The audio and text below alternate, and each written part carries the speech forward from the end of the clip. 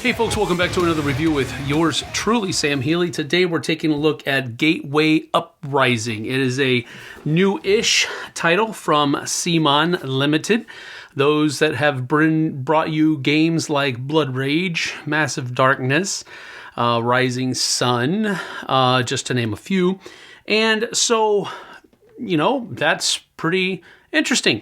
This is a area-controlled deck-building game, so I don't know what exactly to expect of that. I have liked different games that have a similar mechanic setup, so to speak. I mean, I liked Tyrants of the Underdark. That's a very similar type idea, so I'm apprehensive to see what it might be. Let's get down to the table. I'll show you how it works, then we'll come back later with some final thoughts.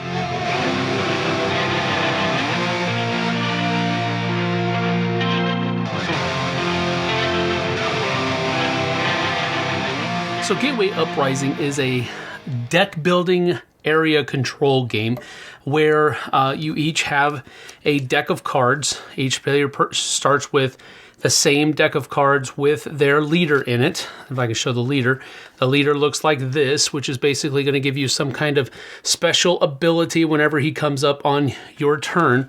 But everybody starts with the same cards except for that one leader card, which is in, and everybody starts with a hand of 6 cards. Now, the way the game plays out is kind of a semi-cooperative game, and the reason I say that is because it is actually competitive. The person with the most points at the end of the game is going to be the winner. However, in order to get there, each of the different factions represented by the players have to make sure that these monsters don't just completely destroy the cities. Districts. Now, in order to do that, you kind of have to work together because more often than not, each person isn't going to be able to defeat all of these different monsters by themselves. You have to kind of, okay, attack there, I'll go attack over here, that kind of thing. But keeping in mind that there are going to be times where you're going to be attacking another player as well. In the game, there are different kinds of cards, and they're all represented over here in the pool. There are merchant cards, which are simply going to be giving you more money with which to buy more cards on other turns in order to add them to your deck. There are also insurgent cards, which have a red background or red motif to them, and they are going to be your attack cards for the most part. Some of them do have special abilities, as you can see down here. And then you also have support cards, which are exactly what they say they are. They are going to be giving you more actions and or more money, special abilities that your other attacking people can do, so forth and so on. Then there are also these gem cards up here, rune stones rather, that are going to be giving you an effect that you can use once during the course of the game. And if you don't use them, they'll give you a number of victory points at the end of the game to add to your total. Each game is played over the course of 12 rounds, and there are 12 event cards to go with each of those rounds. One of these will be turned over at the end of each round, and then an effect is carried out. Once this deck is gone, we play one more round, and then there is no event card to draw at the end of that last round, and then the end of the game occurs. Whoever has the most points wins. Now, you may be asking, well, what are you going to be getting points for? Well, anywhere where you see a blue diamond with a number in it, that card is going to be giving you points at the end of the game. Then you also get points for controlling these different districts. 1 point for controlling the outer districts, 2 points for controlling the central district there. So each time that you defeat a card in battle, you're going to be able to get that and put it aside, and it's counted as victory points for the end of the game for you.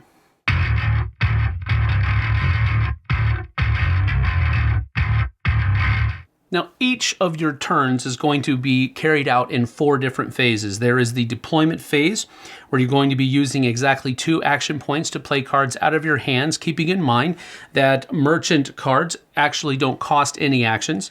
After the deployment phase, you move on to your recruiting phase, where you will be recruiting cards from out here in the pool to join your discard pile. And then you'll go into an attack phase, where if you have an army that is represented by having different kinds of insurgent cards out next to your deck here, then you'll be able to move and attack one of these different districts out here, carry out a battle, and hopefully get some victory points. And then after that, you do a cleanup phase where you discard all the cards from your hand. All support and merchant cards used are also discarded, and then you draw 6 new cards to be used in your next turn. Once everyone has taken a turn going through those 4 phases, then end of the round happens. The city guard will be replenished up to 3 cards, and then an event card is drawn. You carry out the effects of the event, and then we move on to the next round.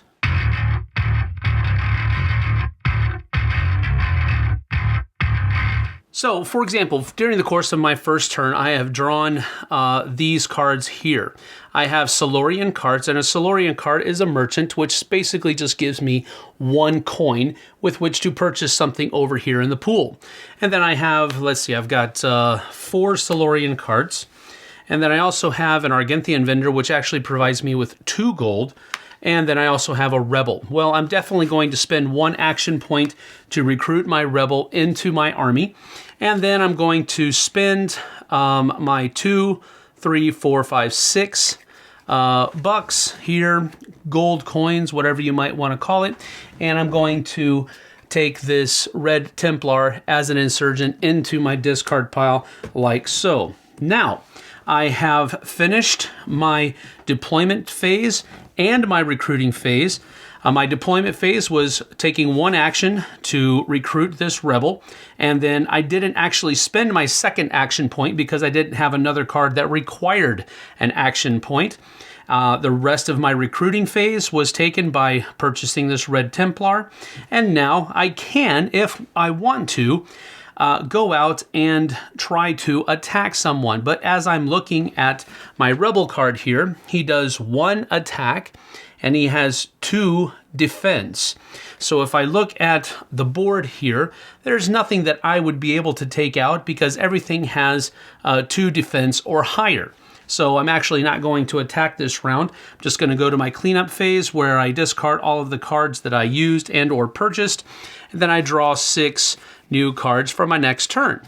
Now, player 2's hand here is very similar to my opening hand. So we have 1 rebel, and then we also have 2, 3, 4, 5, $6 to spend. So they will also take a Red Templar. And you know what? Yeah, no, we're not going to take a Red Templar. We're going to take a Sledge, which is a little bit more powerful. And then now, what we are going to do before the attack phase is we're going to use this runestone that we actually started the game with. And everybody starts with a random runestone drawn from the common deck. This one says here, destroy any guard, monster, or insurgent up to 4 health. So the poison stone here is going to knock out a city guard for me. And so I'm going to say it knocks out this city guard here. And so we'll put it in a discard pile right down here. This will go to the bottom of the runestone deck, the common runestone deck. And now we're going to come out and conquer this city here. And as I do that, this city district, the Canal City, it says during cleanup, draw 1 extra card. So whenever you take over a city district, whether it's by force or simply by clever card play, you get to immediately carry this out. So during the cleanup phase, which I'm about to go into right now, I'm going to draw 7 cards instead of just 6. So I draw 1, 2, 3, 4, 5, 6, and then I take my discard pile and shuffle it so that I can draw that 7th. All right, so now that was the end of the round. So at the end of the round, we draw an event card. We know what it is. So everybody on next turn is going to be able to play an insurgent at no action cost. So that's good. We are ready to start the next round. But first, we have to make sure that there are 3 city guards in here. So we draw 1. It says on draw, draw an additional city guard. Let's see. So we get another one out here. All right, and then we're set to go. And so now on my next turn, my mage tree has come up, so I get +1 draw and +2 actions. So I actually have, let's see, that took an action to play. So I have 2 actions left. And I'm going to be able to play, because of this event card, an insurgent card for free. So that one's there, and I have 2 more actions left. I have 1 more action here. Let's see here. That's that. And then I do get 1 more draw. So I gotta shuffle up my discard pile here. And then the top card is 1 more draw. It's an Argenthian vendor. So I've got 2, 3, 4, 5 for my recruit phase. Alrighty here. So I've got $5. I think I'm just gonna buy a sledge and have that come over into my discard pile. And now, let's see here. Ooh, yeah, I think I'm going to do that. That's for sure. That goes over here. And I've got 3 attack and 6 defense. So I'm going to go over here into District 1. And I'm going to take out that little patrol guy, patrol guard here. Now, I have 3 damage and 6 defense. He has 1 damage and 2 defense, so he doesn't kill any of my guys, but I do take care of him. So he comes over here, and I get a victory point for having done so, just like that. And then my cleanup phase, I've already pretty much done that, so I got to draw back up to 6. 1, 2, 3, 4, 5. Then I'll shuffle these guys in order to draw my 6th card.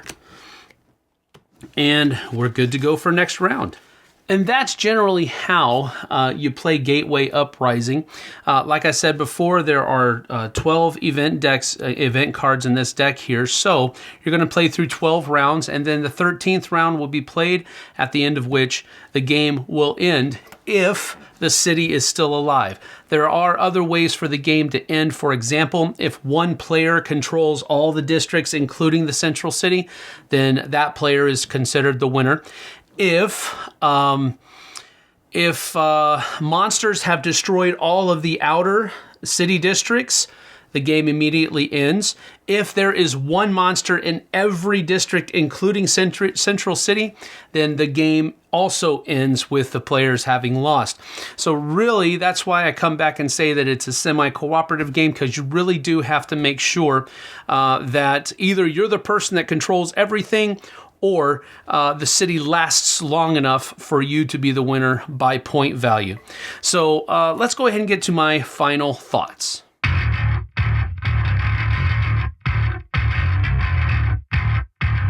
So that is Gateway Uprising. Now, at first glance, you are probably thinking, this does not look like a CMON game, and you're right, it doesn't, especially with the cardboard standees and all that kind of stuff. So right off the bat, let's go ahead and talk about components and component quality. Well, maybe I'm being a little bit unfair, but with this being CMON, I was expecting a little bit more. If it's got standees, coming from CMON, maybe it should have minis. But again, I kind of understand why they didn't go with the mini route here, because quite frankly, the standees, and let's be honest, the area control aspect of this game is not that important. So I can kind of see why they wanted to kind of do away with the whole minis on this one. But again, I was disappointed, because I was expecting something a little bit better from CMON. And again, that's only based upon how well they've done miniatures in the past. Not that they have to make games, then they have to all have miniatures. Just that I think that maybe would have made the game slightly better.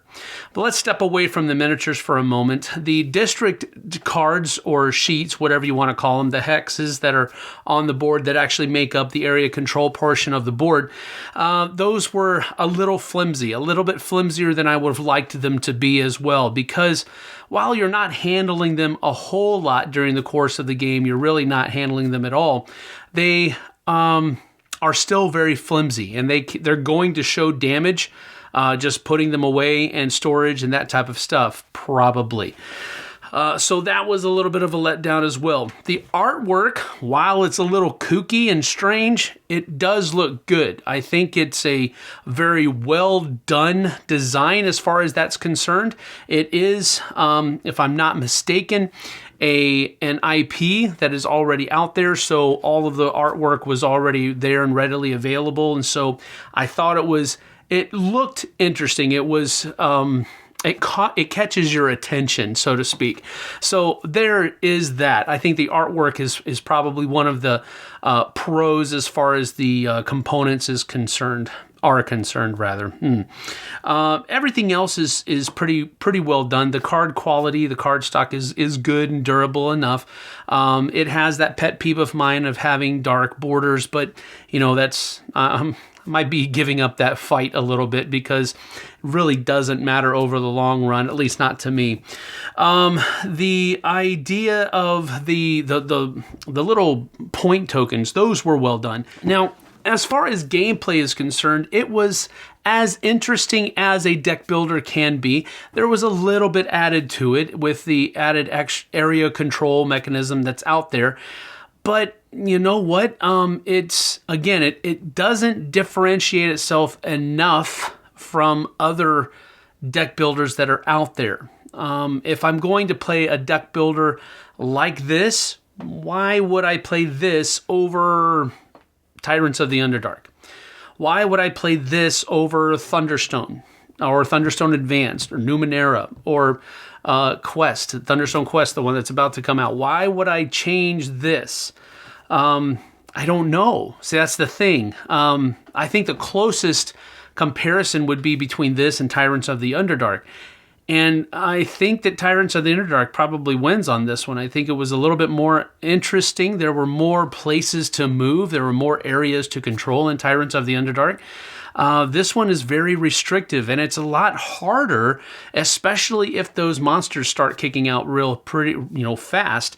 As a matter of fact, you can actually start the game with monsters on the board, and that's a neat, interesting thing. But at the same time, I think it's more interesting to have more options available to you, like in Tyrants of the Underdark. So I'm not going to spend a whole lot of time talking about that comparison. That might even be another video. I don't know. We'll see. But there's not a whole lot that makes me want to play this over other things. Now, with that having been said, I don't think that this is a bad game. I think that this is a decently designed game. The rule book, however, leaves a lot to be desired. There were some, I don't believe that the word upkeep is anywhere in the rule book, at least from my perusing and digging through it. I had other people say the same thing. So, and upkeep is a word that is on some of the cards, some of the monster cards. So when does that thing happen? Well, we just kind of put our heads together and decided that, well, upkeep happens at the end of the round because that just made the most sense. But the rulebook didn't tell us when the upkeep phase happens. So there is that. Another thing about the game that I just didn't like very much is this little guy right here. Now, the insert is usually something I will defend at almost all costs. But this is a card game insert that has finger holes that don't go down to the bottom of the card well. That's problematic because that means cards get put in here and you pick most of them up, but then you have to dig at the rest of it to try to get that out, and it just won't come out. It takes more time to take cards out of the game than it does to set up the game.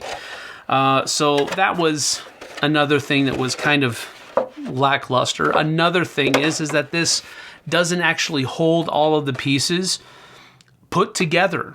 The cardboard standees comes with those little plastic thingies, and if you keep those on and try to put all of them back into the box, it doesn't work. So part of the setup of the next game is sticking those plastic things on all of the cardboard. So I took the insert out of the box, and I am able to get everything back into the box nice and safe. So there is that, but usually I'm one of the ones that is a proponent for keeping your box inserts, and this is just not one of the times that I am going to do that. So that is pretty much my final thoughts on Gateway Uprising. I don't want to sound overly negative here because, quite frankly, it isn't that bad of a game. It plays pretty quick. Your turns go pretty quick. But the area control aspect of the game just really isn't there. And that's what it's called. It's called an area control deck building game. I would expect more area control to be of a necessity. I've had people win this game by completely ignoring area control. That doesn't make sense. If you're going to call it an area control deck building game, area control should be a necessity, right? Well, it isn't. And that's one of the reasons why it just kind of feels like another deck builder for me. You can build your deck to where you're simply buying a whole bunch of runestones, and then you're getting a whole bunch of points every single turn, as long as you are controlling the economy of your deck right. You don't even have to play the area control aspect of the game and have a good chance at winning. Now, some of you might say, well, that's different paths to victory. And yeah, I get that. You're right. I can understand that. But at the same time, area control deck building game, I wanted to have more weight put onto the area control side of that equation, and it just wasn't there. So my final thoughts for this game. Like I said, I think it's a decently designed game with some rulebook issues and some component disappointments, but all in all, I'll give it a 6 out of 10. It's okay, but I don't think it's going to have very long shelf life in the market with which it's trying to reside in, because there are frankly better games in the market, and I think they will probably rise to the top while this one unfortunately sinks to the bottom. So that is it from Gateway Uprising for me. We'll see you guys on the flip side.